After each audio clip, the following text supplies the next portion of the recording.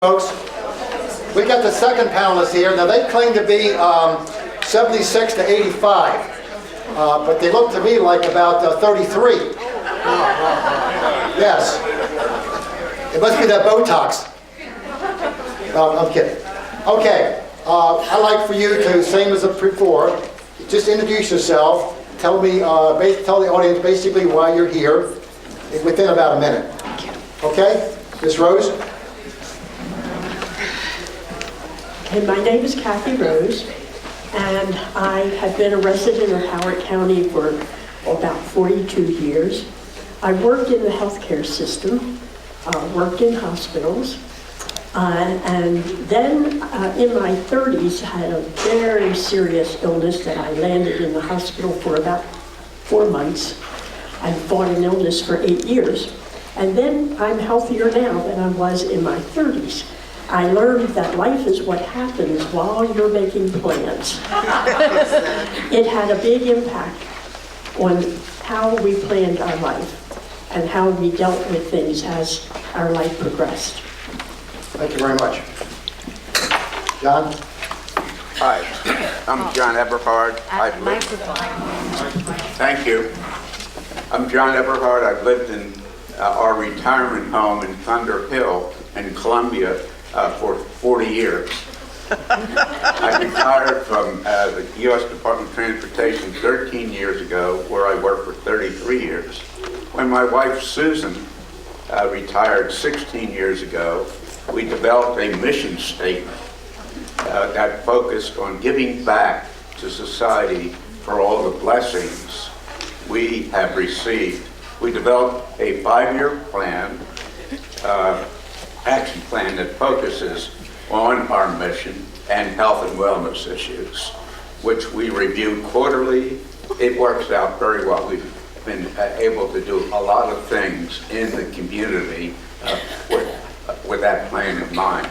We have a disabled son who lives in the group home and have not been able to identify someone to look after his well-being when we are gone. This is our basic problem. What has surprised us is how well off we are physically, financially, socially, and spiritually, and how much fun is just around the corner. How easy it is in Columbia and in Howard County to meet interesting new friends, how enjoyable volunteer activities are in this county. We bought and live in our retirement home 40 years ago. We would like to leave feet first, but dementia or extreme disabilities may not enable us to do so. So therefore, we are looking at alternatives such as Vantage House, and whether it's better, instead of going to a retirement place, to bring the help that you need to enable you to stay in your home. Thank you, John. We're going to continue later. Okay. Yeah. David? My name is David Boyter. I'm a retired federal employee, and therefore I have a lot of the advantages that federal employees have. But I worked a very active life while I was working. I was on many boards and things, including I had his job for 2 times. And I was a member of the president of the Citizens Advisory Board to the Perkins Hospital for the Criminally Insane.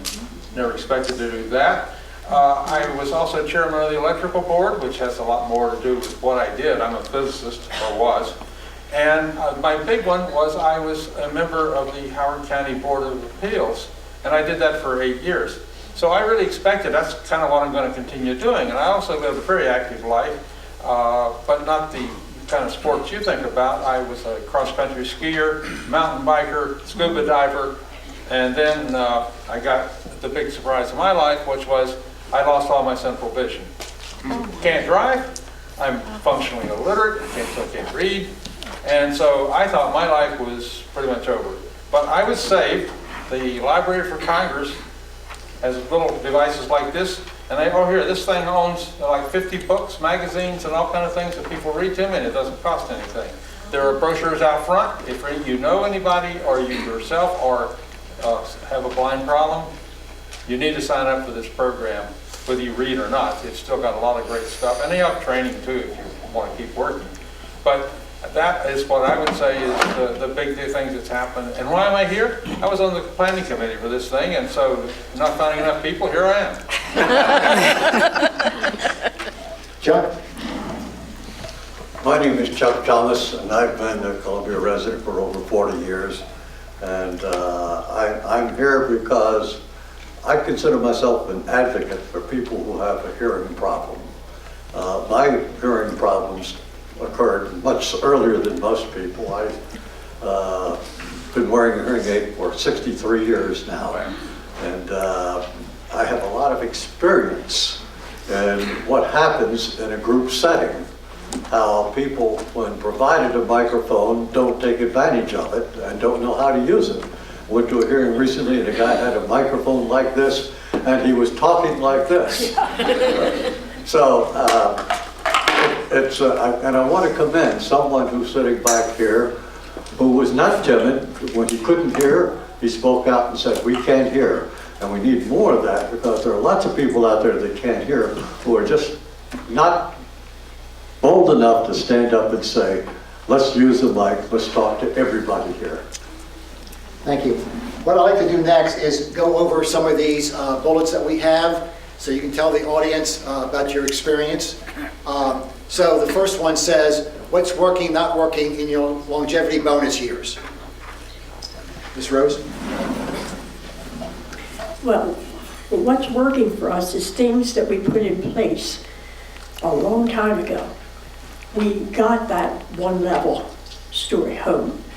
My laundry is in the kitchen, so I don't even have to go downstairs to do the laundry, and we've been there 42 years. About 10 years ago, we redid the bathroom and made it so that we could roll a walker, if necessary, into the shower. So that plus financial things that we put into place are making our life much enjoyable at this time. The things that are not so good is I have glaucoma. My husband had a heart attack. He can no longer drive. My vision is deteriorating. And when I can't drive anymore, I have to rely on that public transportation, and it's totally inadequate. But we've been riding the bus, but we can't keep up our lifestyle if we have to depend on that transportation. And then the other thing that is a disappointment is healthcare. And when we learned that when we went into the hospital, no longer was the 30-year relationship that we had with our primary care doctor of any use whatsoever. The hospitalist took over, and we had no input on who was going to treat us. And if we didn't like them and we had to be readmitted, we got the same one back again. And there were days when I couldn't even find out who was the doctor on duty. So I didn't even know who to talk to. There are many issues with the hospital that really have impacted us very negatively and that we worry about. Thank you. Mr. Eberhard? Most of the things that, thank you. Most of the things that we were worried about, actually, we didn't have to be worried about. We have been fortunate, both my wife and I are federal employee retirees, and everybody in this room is either one or knows one and know how fortunate we are. As I said before, this is probably one of the best places in the world to live. There are just so many smart people, so many talented people that you can't believe it. I mean, it's amazing. For almost nothing, you can almost have Broadway level and symphony level, both music and other forms of entertainment. I've been active in trying to get seniors to these types of activities through the Senior Event Shuttle and through Neighbor Ride and other opportunities. But we don't have great transportation. We will never have great transportation. You just don't. You need to have hundreds of thousands of people. You need 1 million people before you can really begin to have reasonable public transport. It just can't work, particularly if you have two cars in a driveway. As my friend Rich Maritoli from Yale says, my mother can crawl to the car, but she can't walk to the bus stop. And that's really, really true. So what we have done is we've tried to get out and not use a car. We travel all over the world, and we do road trips without a car. We try to use, as Joy had pointed out, I've used Megabus for a number of things, both in this country and other countries, and you can get around and do lots of things.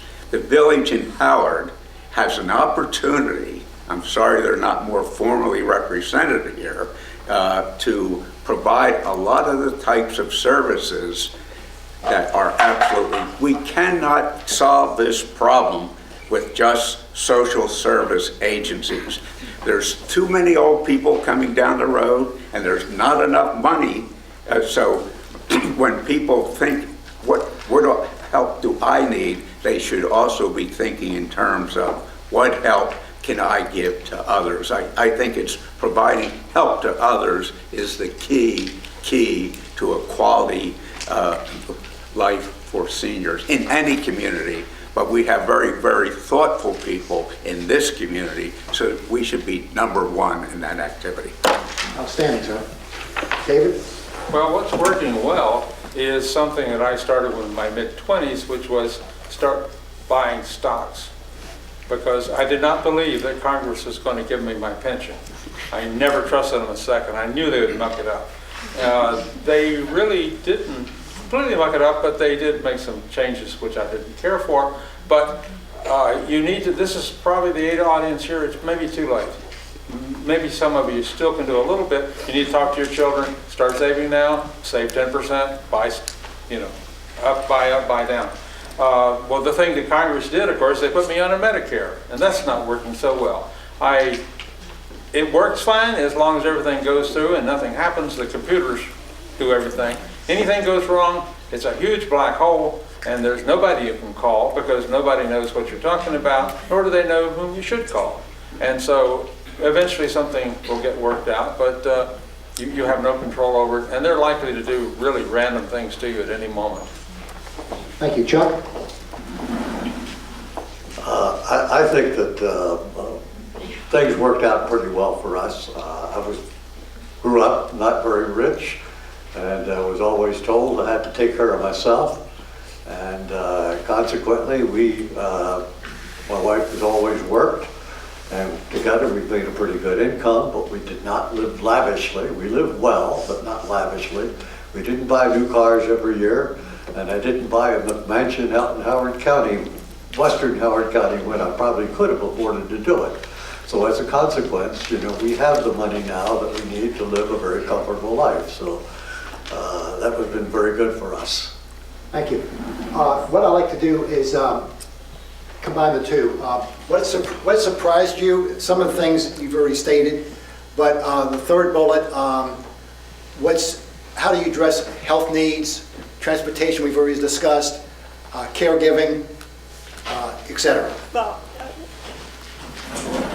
I haven't totally discussed transportation needs. Since I'm the caretaker and my husband doesn't drive, my husband used to deliver Meals on Wheels. And I felt that it was very important for him to be able to do whatever he was accustomed to in his life, because the severity of his heart attack was pretty dramatic. And so I arranged for 5 different friends to take 1 day a month and be his driver so that he could go out. So part of my meeting my transportation needs has been making social connections. The other thing that I did was I felt socialization was important and I couldn't leave him. So I organized a group of people to come into our home every Wednesday night and play board games and card games. And then I needed my own time because I'm an extrovert and he's an introvert. And so I arranged for a group of women to come in once a week to play games. And then I joined the Village in Howard. And so I can participate with them. the other thing with transportation is we participate in nighttime activities, and that's the one I haven't figured out how to solve yet. I'm working on that. Thank you. Neighbor ride for your nighttime. Use the mic. Use the mic. For nighttime situations, I think the real solution for most seniors is to use neighbor ride. And if you are going to a place where you have 4 or more people going, you should consider using the Senior Event Shuttle, which is provided by the Columbia Association in Howard County, and it'll take you any place in the county. Note, in the county. You need 4 or more people. You need a week's advance notice to the Columbia Association. There too. I think the village in Howard has to begin in probably some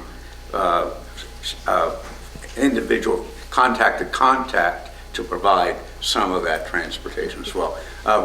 We provide, I think if you provide more transportation to things like the airport or the train or the PSO or whatever on a personal basis, you can enrich not only the people you're providing rides to, but you can enrich your own life as well.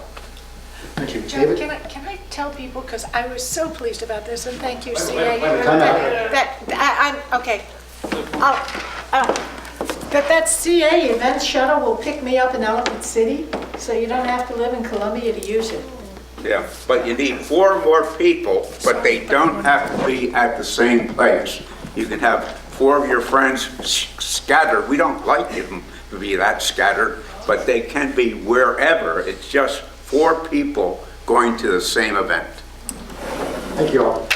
David? Well, with transportation, I'm very much like the other person who couldn't see up here prior to me. I'm using the mic, it should be loud enough. Okay. I just like the other person who was here, if I depend on my wife, if she weren't here, I'd have to move probably tomorrow. Although I do know about these other facilities, and they will get me to events and things, but they won't buy groceries for me, because I can't see anything on the grocery shelves.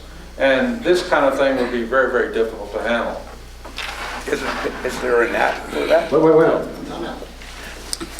Isn't there an app or something like that that blind people can use in conjunction with a supermarket? If it doesn't, guys, put that down as one of the key things that you should be going after. David, you want to answer that? Sure, I can. Yes, there are, but that's only if you don't eat like I do. I'm also a type 1 diabetic. I have a very restricted diet, and I could not depend on somebody else to pick out my carbs and all that kind of stuff for me. It's a matter of life and death. I really have to have this or I'll end up in the hospital. So, no, there is no app for people like me, and I don't really expect that there will be one. So, yes, it's a problem that I might have to face someday, but I'll just move. It's just enough. Chuck? I forgot the question. That's okay, sir. I don't know what I had for lunch today. Nothing yet. Never mind breakfast. The question is, what has surprised you, and we're combining them. And do you currently address your health needs, housing, transportation, etc.? Good. My housing and transportation is not a problem. What surprised me a couple of years ago was waking up not feeling very well early in the morning and telling my wife I wanted to go to the hospital. And she called 911, which was a smart thing to do because I found out that we have some wonderfully trained EMT people in this county. And the hospital was able to give me an operation right away that saved my life. And I just couldn't say more. And the rehab program at the hospital, I got to give them credit too. There was a great program to get you rehabilitated and make you understand that you're not an invalid. You can still get out and play tennis and do a lot of other things. So everything's going well. We're glad to hear it, sir.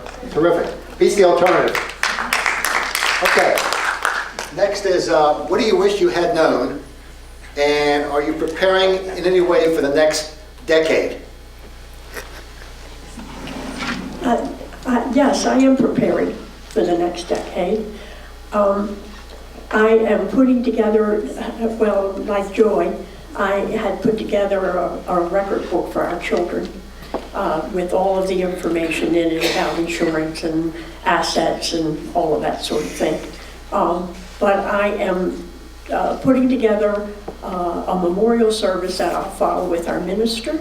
I am filling out the 5 wishes on what kind of care I would like and would not like to have in place. We have a revocable trust, and we have already had healthcare advocates assigned and power of attorney assigned. We've looked at various retirement communities. That will be our last choice. We prefer staying in our homes since our home is all on one floor. We always did everything for ourselves. We did the painting and we did the yard work and we did everything. And so I'm acquiring a list of handymen who can help out, and I know Village in Howard offers some of those services. So I've accepted the fact that I have to change the way I think about things. The one thing I haven't been able to do yet is to sell the camping trailer. How much you want? It's a beautiful camping trailer. And I took it all by myself to Utah last year.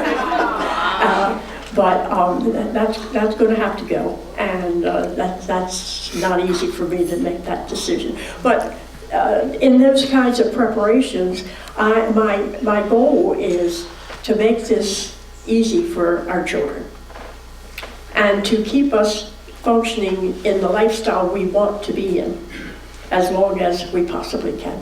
So. Terrific. Mr. Eberhard? We've essentially done the same thing that she has done.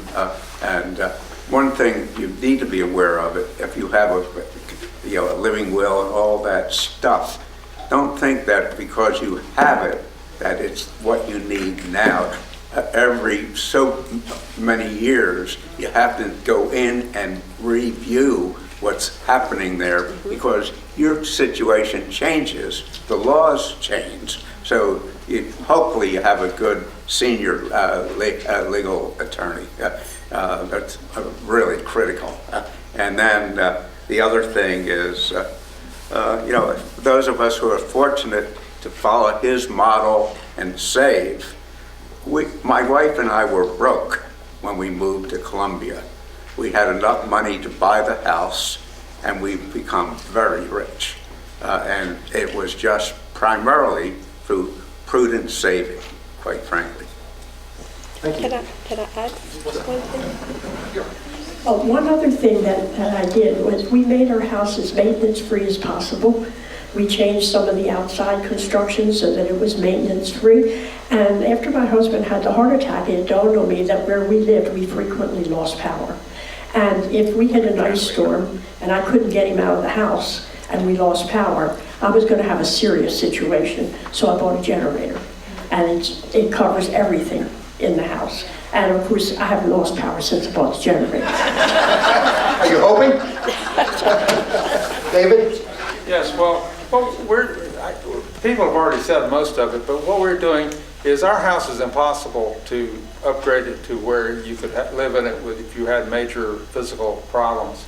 So what we're doing is we're making sure that it will sell for a high price. We put in a new kitchen, we've redone the bathrooms, we've added in a 3rd bathroom, we've done all that kind of stuff. The house is already totally maintenance-free. It's brick. We put a 50-year roof on it, and so it's ready to go. And that's probably going to be the major thing. When something like that happens, we will have to move, and in which case we will sell the house for hopefully a lot of money and enough to, to buy one that will handle it. But meanwhile, we kind of like where we live, and so we'll probably just stay there until something else comes along. And also, I have a whole house generator too, because again, I just don't want to go through what we did in the previous year, a couple of years when we were out power for several days. And of course, the same thing has happened. I put it on our Facebook thing, or my wife did, that nothing will ever happen in our neighborhood again because we now have a generator. And so far, that's worked out. Chuck? My situation is pretty much the same as what Dave was saying. After I had a heart attack, I realized that there's no giving and that I didn't want my wife to have to go through a long process to get the house ready to sell. So this past year, we did some roof work, we got a new driveway, carport, and all that sort of stuff done, and we got the house in good shape, so that all we need to do is to call a painter to clean up the spots around the inside of the house that don't look so good right now, and it's going to be on the market in no time. So we have no plans of moving or doing anything, but when the time comes, we're ready, I think. Thank you. One more thing? You can do two more things. I'm retired, I got nothing better. I regret that we didn't do, and we talked about it. At least 15 years ago, we did not put solar on our house. And now the roof is 20 years old, and the guarantee is only 24. Well, it's dumb to put solar panels on a 20-year-old roof. So before we could do that, we would have to put a whole new roof on. And of course the utility bills never go down, they always go up. We live within our income. We never have been forced to spend any of our capital. And so I'm very conscious when the utility bills go up. I wish I had put solar on the house. Terrific. Does anyone in the audience have any questions for this panel?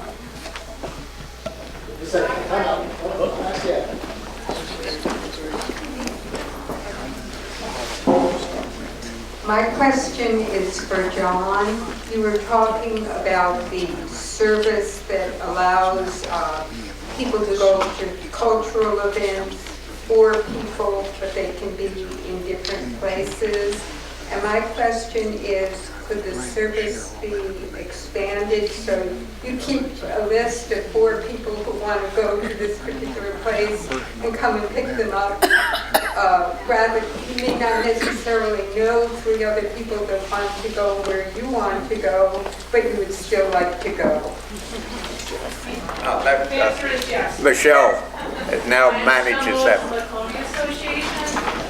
And we do keep a list of people who want to go to events, and if there are enough people that we can carpool and get a group together, we'll try to do that. Okay, thank you. Any other questions? Gentlemen here. I just wondered on the transportation, has anyone used Uber, and has anyone bought a self-driving car?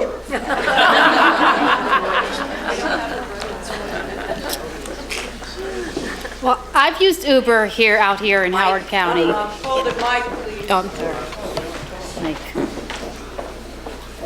So I've used Uber out here in Howard County, and they're usually not more than 10 or 15 minutes away, and it's been fine and very affordable. A couple things. One of the things that I failed to mention is Howard Transit does provide service for the elderly and disabled. You have to sign up for it, and you have to have 2 days notice or something like that ahead of time. But everyone over whatever the bottom line age is should sign. You should sign up for Neighbor Ride, and you should sign up for Howard Transit HT Ride. So you may not need it today, but by the time when you need it, when that car breaks down and you can't get somewhere, if you're in the system, you then have transportation. If you go and get the HT Ride, sign up for that, sign up ahead of time. The more you plan ahead, the better your life is going to be. One other thing relative to the driverless cars, one of the areas that I have technical responsibility for at the Department of Transportation was senior mobility issues. And with the coming of the age of the driverless car, the whole ballgame is very, very, very different. In the next 5 years, 10 at the most, we're going to have mostly driverless cars. You will probably not own a car 10 years from now. You don't want to own a car. You probably won't have a house with a garage 15 years from now, because the need for having an individual car could totally disappear. And General Motors bought Uber or Lyft. I think General Motors just bought one of those two companies because General Motors shortly is going into not the car sales business, but the transportation business. Totally different characteristics to the world. I want to add an amen to that, because a lot of people say that driverless cars are a long way off. They are not.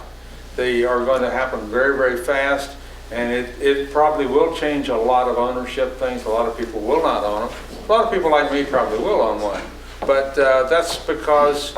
Ego. Well, it could be ego, but also I think a lot of people will use their car as a traveling workplace, you know, and things like that. The car won't look like what it does now. It'll have a coffee table in the middle of it and that sort of thing.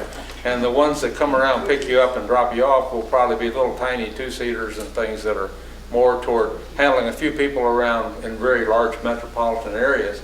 And so if you live way out here, you still might need one, but maybe not. But it is going to happen very fast. They have already driven in New York City during the highest traffic, and I heard that one thing that the car didn't handle well was the policeman trying to direct traffic. But otherwise it did well. Thank you, David. Okay, you have a question? Yes. That's great. Wait a minute, I'm out. Don't ask it yet until I come to you. Thank you very much. No problem. I'll get my exercise today.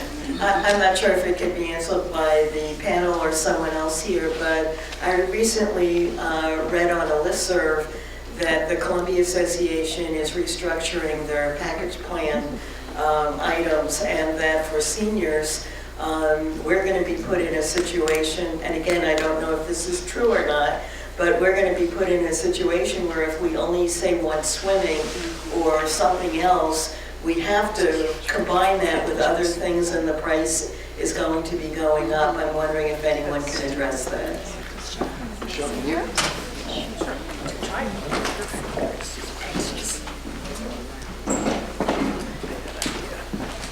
Let me get up here. Yes, the Columbia Association, after 35 plus years, is looking at its membership options. The board of directors had had several work sessions on revamping the memberships.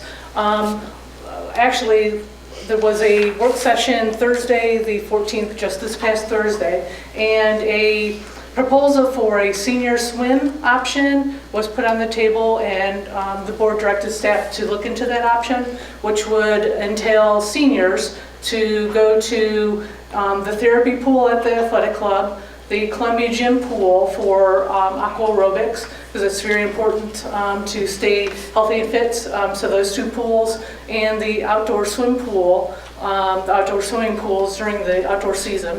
And I think, I don't know. Swim center. In the swim center, yes, thank you, Jenny. In the swim center too. So that would be an aquatics type of membership. And separate? Totally separate? Yes, totally separate. Cheaper? I don't know if it would be cheaper. So I would say that the price hasn't been determined at this point for any of the membership options. So they're still looking at some of that. The reason that we're looking into the membership options is it's rather complicated, and bundling of the services is rather confusing for people.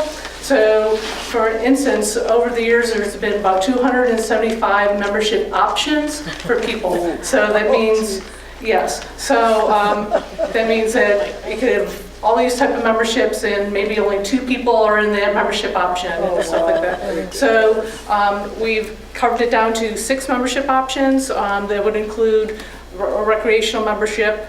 That would be the 3 fitness clubs, the ice skating rink, similar to package plan now, an aquatics option, tennis options, and so forth.